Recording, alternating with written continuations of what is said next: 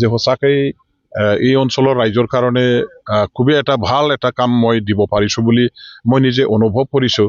এতিয়া আমাৰ এই সমষ্টিখনৰ ৰাইজে মোক যোৱা 10টা বছৰত ভোট দি পেলাই তেওঁলোকৰ প্ৰতিনিধি হিচাপে বাছনি কৰি দিছপুৰলৈ পঠিয়াই দিলে আৰু দিছপুৰত গৈ পেলাই ৰাইজৰ প্ৰতিনিধি হিচাপে অঞ্চলৰ সৰ্বাংগীন উন্নয়নৰ কাৰণে দলং ৰাস্তা নিৰ্মাণৰ কাৰণে মই যথেষ্ট আগভাগ লৈছিলোঁ আৰু ভালেখিনি সফলো মই হ'লোঁ। য'ত নেকি ৰাস্তা নাছিলে ৰাস্তা বনালোঁ, য'ত নেকি দলং নাই দলং বনালোঁ, ডাঙৰ ডাঙৰ দলং মানে বহু দীৰ্ঘদিন ধৰি দাবী জনোৱা ৰাইজৰ যিবিলাক আশা এইবিলাক অভাৱ অভিযোগ প্ৰায় মই মানে বেছিভাগ পূৰণ কৰিব পাৰিছোঁ বুলি মই নিজে অনুভৱ কৰিছোঁ। বিশেষকৈ যোগাযোগৰ ক্ষেত্ৰত দলংবিলাকৰ প্ৰয়োজন য'ত আছিলে সেইবিলাক প্ৰায় পূৰণ কৰিব পৰা হৈ গ'ল। জাষ্ট দুখনমান আকৌ আছে, যদিও মই অহাবাৰ ইয়াৰ পৰা MLA হোৱা নোহোৱা পিছৰ কথা, কিন্তু পুৰণা মোৰ সমষ্টি হিচাপে MLA ইলেকশ্যনৰ পাছতো মোৰ যিটো কৰণীয় দায়িত্ব কৰ্তব্য আছে মোৰ নজৰৰ পৰা অলৰেডি মুখ্যমন্ত্ৰী মহোদয়ৰ পৰা মই লিখাই লৈছোঁ।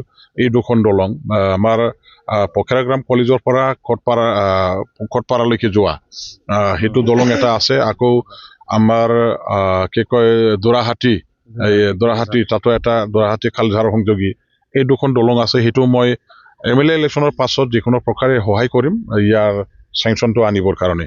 যিয়ে নহওক আজি এইখিনি কাৰ্যসূচী লৈ টোটেল 8টা দলং আৰু এটা স্কুল নিৰ্মাণ কৰিবৰ কাৰণে আধাৰশিলা স্থাপন কৰাৰ কাৰ্যসূচী মোৰ হাতত আছে।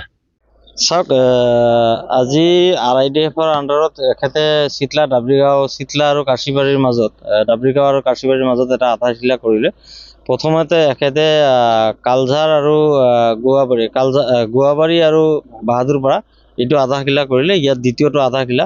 ইয়াৰ পিছতে আমিনকাটা হাইস্কুলকে ধৰি আজি প্ৰায় 8টামান আধাৰশিলা আজি কৰিব আৰু প্ৰায় ব্ৰিজৰ 4-5টা আধাৰশিলা আছে। অহাকালিও ব্ৰিজৰ 8টামান আধাৰশিলা আছে।